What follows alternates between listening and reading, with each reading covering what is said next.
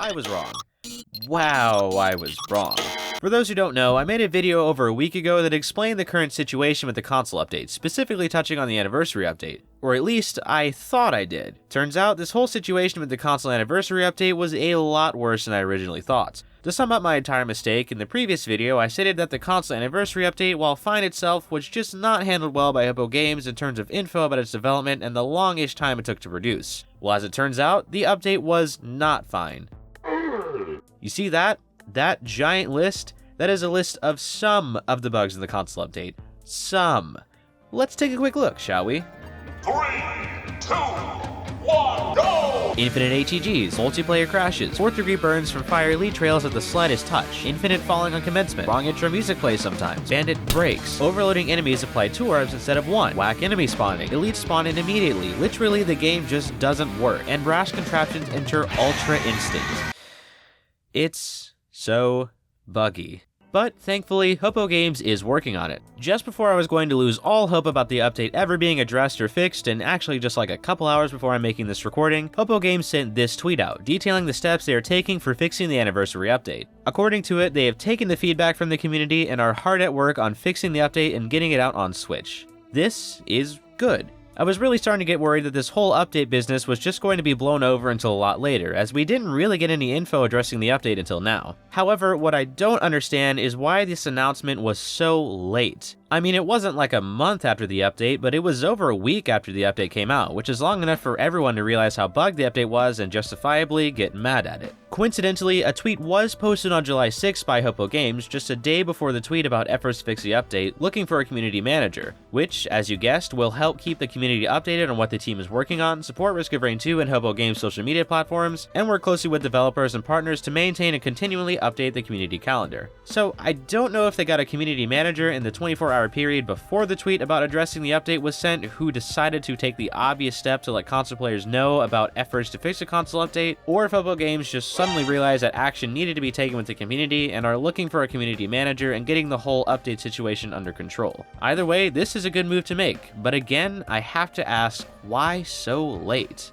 I mean, on the one hand, a community manager is exactly what we could use right now. A community manager would be so nice to help with these kind of situations like the anniversary update. Someone to represent Hippo Games and just tell everyone when necessary what's going on and what's being done about it. And the hiring of a community manager and the information posted about the anniversary update makes it look like initiative is being taken by Hippo Games to get this whole anniversary update dilemma under control. But on the other hand, why did Hippo Games wait until now to get that sorted out? My big worry is that if Hippo Games took this long to get the anniversary update under control, how long will it take for them to deal with smaller console-related issues, if they do at all in the future? But back to the anniversary update. Putting aside the terrible decision to release the update when they did for now, Hippo Games really needed to let everyone know early on that they A, understood that the update was broken, and B, were working on a patch for it. When they just said nothing, it not only made people angry at the buggy mess of an update they got, but also made people think that Hippo Games was just ignoring it. But not only does Hippo Games need to keep their community in the loop more, they need to, not release broken content, especially only to console, which unfortunately seems to be a habit of theirs. My fellow console players know that Risk of Rain 2 hasn't exactly been very console-friendly since its origins. Nothing of the magnitude of the anniversary update, but still, there have always been console-exclusive issues that just never seem to get resolved while PC seems to be fine. I mean, at least on Switch at the moment, the Rejuvenation Rack and Aegis are still busted, Acrid's Ravenous Bite still doesn't give HP regen sometimes, Captain's Taser is still broken, and the duration of the Hellfire Tonic is still broken, just to name a few.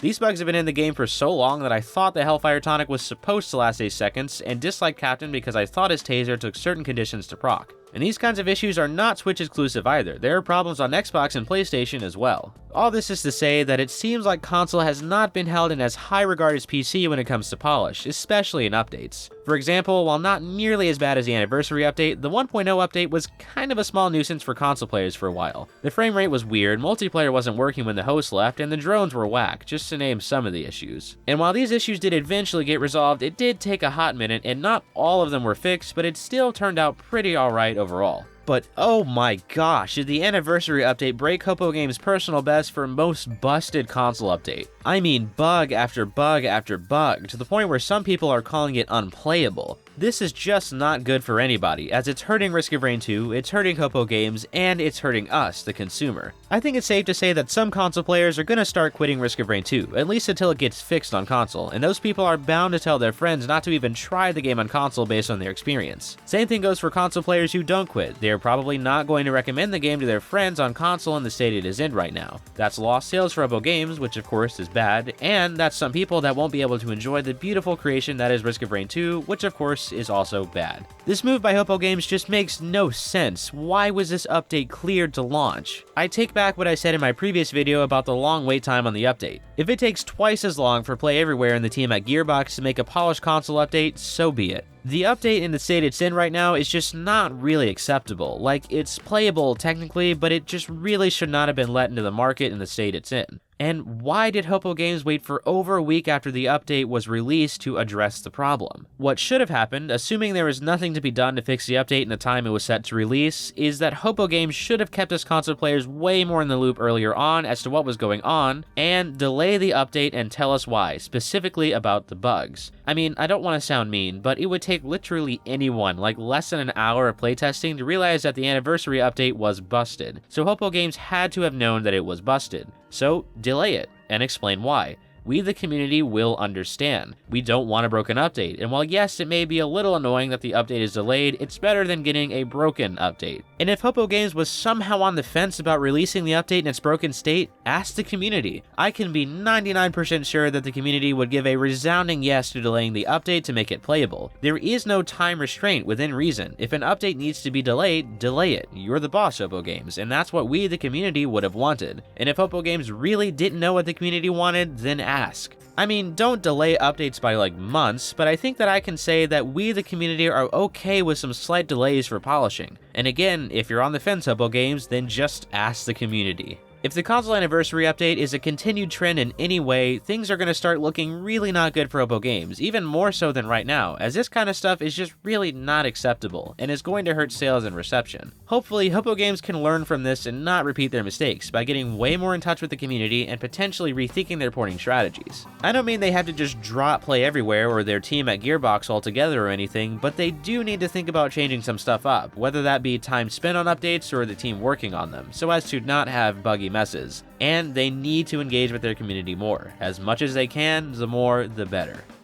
Oh boy, that was quite a ramble, but I think it was a necessary one. I just do not understand how this update exists. I get that the game is focused more on its PC variant, but I mean, come on, that many bugs, to the point where it's almost a better option to not get the anniversary update, and only addressing it now, over a week after the update was released? It just doesn't make sense, and hopefully Hopo Games can use this as a learning experience for the future. But what do you all think about this? Am I blowing things out of proportion? What moves do you think Hopo Games should make next? Be sure to let me know in the comments. Also, props to Nintendo, give them a hand everybody. They did not let this update go through, and I now see why. I am not mad at all anymore at you. Good job, Nintendo. Oh, right, that. Well, that kinda killed the vibe. You're alright, Nintendo, I guess.